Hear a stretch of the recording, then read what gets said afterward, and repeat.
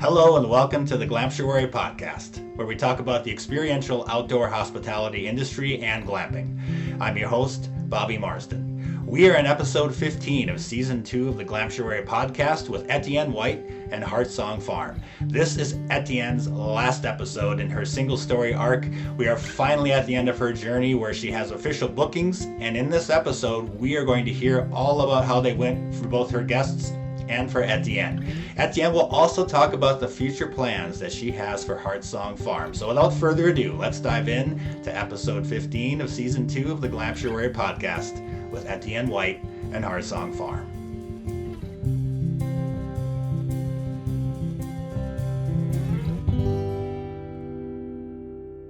Hi, Etienne.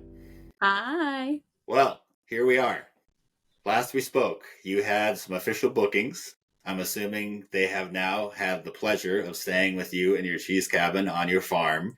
Yes. Tell us all about it. How was that experience for you? What kind of feedback did they give you? Tell us all about it. We're excited to hear. Yeah, it was overall fantastic and really wonderful meeting new people and hosting them here. So overall, it was fantastic. Our first booking, though, I will say, there was, I had called the contractor back. There's some paneling in the cabin and there were some seams in there that I really wasn't liking how they looked. And so I had called him back and asked him if he could kind of fix those. And the way that we fixed them is we just got some pine wood that we can use as trim to kind of cover over. And actually, I must give a quick shout out here to a fantastic product that I found during this experience too. It's a polyurethane. It's more natural and more sustainable. It's out of Vermont and it's called Polywhey, W-H-E-Y. It's actually a cheese byproduct. And so that felt very appropriate too to be using in the cabin. So we just were out there real quick and I was, polyurethaning or polyweighing these pine pieces, and then he was putting them up in the cabin just so that those seams were covered. And that was the day that our guests were arriving, and they had given me their time that they were arriving. I'd given them a recommendation of a place they could go before, which they also loved, a great sustainable cafe nearby. But they showed up 2.5 hours early. And so the contractor was still in there with his, air gun and pieces of wood, and his saw was outside, and they just kind of showed up and I was like, oh my goodness, this is not going to go well. And honestly, they would have been very within their rights to say, we want a refund and we're getting out of here. And, is this even ready? And they were so gracious and so lovely and so chill and beyond accommodating. And they said, we're not in a rush to get in the cabin. Tell us about your trails. We'll go walking on the trails. And so they went for a walk on the farm trails, and then they hung out for a little bit. We have this really sweet little screen porch with a daybed swing in it that's exclusively for the guests too. And so they hung out there for a little bit, and then finally we were ready because the contractor had been in there, I had none of my bedding in there, nothing was set up. So now we're marching over there with mattresses right in front of them. It was so embarrassing, and they were just so amazing about it, just beyond amazing. And of course I've offered them a complimentary night stay, whatever else they'd like to, and they really loved the area. They definitely want to come back, but they were just so lovely and accommodating. I couldn't have asked for nicer, kinder guests. And then they took a great interest in the farm too, and so I talked to them about the sheep and how we're raising the sheep, how we're rewilding this land, how we're trying to be regenerative, and that felt really good. She also is trying to move her job into a more sustainable job within the company she's working in. And her boyfriend is a foodie and runs his own restaurant. So it was just really fantastic. I was a little nervous when it came down to it about, am I really going to have, the public at my home, albeit not in my house? And they were just the loveliest first guests to just put all those kind of fears and worries or shyness, away. So they were perfect. And then they stayed one night, and then we got a sort of 3 p.m. booking the next day, because you can instant book for someone else coming. And they were a couple also from Chicago who came up to watch the meteor shower. They had a beautiful clear night. In Chicago, they have just light pollution and they wouldn't have seen any of it. So I have a little fire ring and some little Adirondack chairs set up outside, and they set up with a fire till 2 a.m. And they said that, at peak, it was just meteor after meteor. It was almost like fireworks. And they said it was really magical. So that was fantastic, getting to, provide a space and a place out in nature where they could, stargaze basically. So overall, it was just amazing, but there were definitely some lessons, right? So, as an existing Airbnb owner, I knew I needed to stock my kitchen well. I knew I needed to have the cheese grater, the garlic press, all the sort of little things. And so I felt like I was covered on all of that. But there were a couple of things that I didn't factor. So the folks who came to Stargaze actually arrived closer to 9 o'clock at night, and they hadn't eaten. And they figured that they could just get a DoorDash or something. And we don't have DoorDash. We don't have Uber Eats. We don't have Uber, we don't have Lyft. You really are 20 minutes drive from anything sort of food wise, or that city folks might call civilization. And so I had offered them some, bits and pieces that I might have had on hand, which they didn't want to do. And we ended up calling a local kind of bar and grill, and they kept the kitchen open for them, and we phoned the order in, and then they went and got it. So that worked out. But that was an eye-opener for me, was that I am dealing, or going to be dealing with, lots of city folks who may not know how rural communities work. A lot of restaurants around here, their kitchens will close at 8 p.m. on a Saturday night. And so anyway, so I'll probably end up I haven't done it yet, but I'll put some notes on my listing about that, and just let people know to sort of plan ahead and eat before they get here. Also, it was a little bit weird having people arrive at almost dark. So I'll probably be really firm now on, if you're coming, you need to check in by a certain time, just daylight hours, So that was another sort of learning there. And then one last learning is flashlights. It's a 300 feet walk from the cabin to the house. And I do have some little solar lights dotted around, but I've tried to be really careful about not putting too many out. Again, for the wildlife, I don't really want to start my own little light pollution here, and I don't want to confuse, deer or even nighttime critters. So I've done that in a few places, but there isn't a really clear kind of, path to march that's lit. And so I think I'm just going to give people little mini flashlights in the cabin, and that should work well. Maybe you can find some flashlights shaped in the cheese wedge that shoots a beam of light out or something. They'll definitely have to be yellow. I can find some yellow ones, I'm sure of that. Yeah.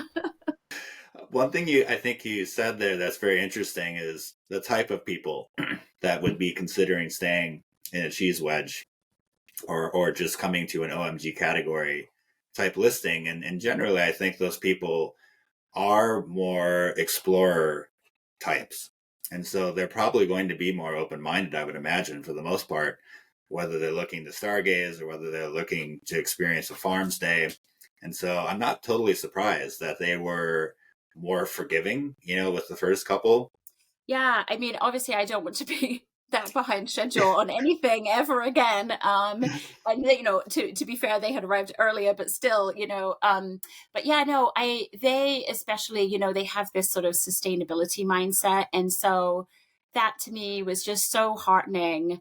I've talked before about climate grief. When we work in this sustainability sphere, it is an ongoing practice to manage your own personal climate grief, because we are exposed to all of the data, all of the science, and seeing that, we've already transgressed 7 of the 9 planetary boundaries. This is sort of the world that we work in. And it's really hard to stay hopeful.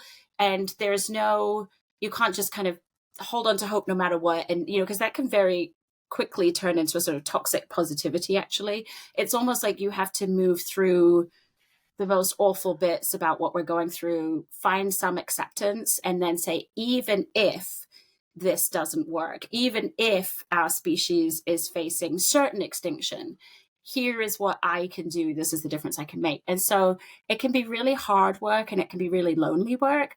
And so even just having 2 people that are in their own lives forging ahead in sustainability, that are interested in getting out and seeing what a small scale farming operation that is trying to be regenerative and heal the land at the same time looks like, it was so heartening to me. And so actually, have to not tear up here. I wasn't planning on kind of sharing this, but I went to bed that night and my soul felt more at peace than it had been before they arrived. And it just gave me hope that there are so many people out there. There is so much for us all to do.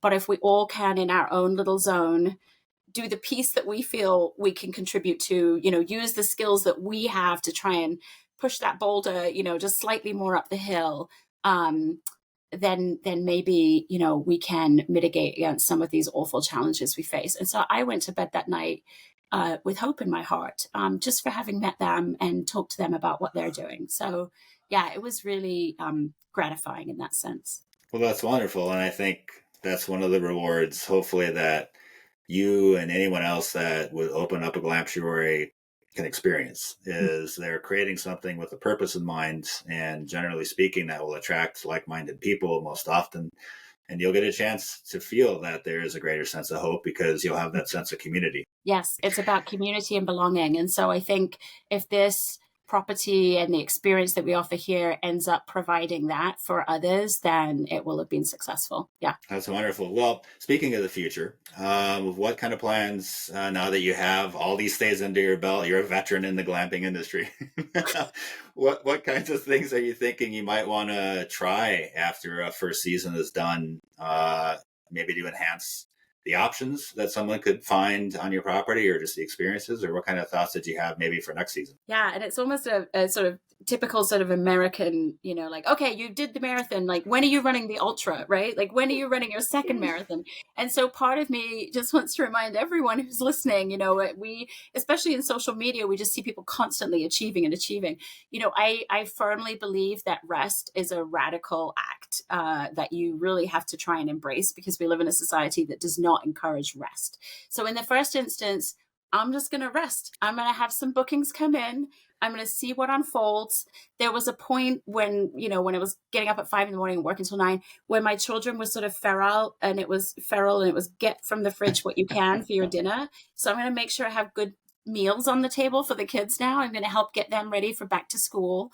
So I'm just going to rest a little bit. So I think it's worth mentioning that. Of course, though, my mind has a gazillion, ideas rolling around in there. So firstly, just based on the initial success, I definitely would like to do more cabins at the farm. The original idea was 2 to 3, and my budget, because of that driveway expense that we talked about, my budget wasn't able to stretch to that. So if I can build for myself, a case study that shows that it's worth it, and with just 2 visits, I would say yes, but I really want a kind of consistent cadence there and a consistent story being told, that I would have some more cabins here. And then ultimately, I've talked before about, I have a beautiful 1873 barn here, which currently I'm using for, the original intent. It has livestock and it has hay in it.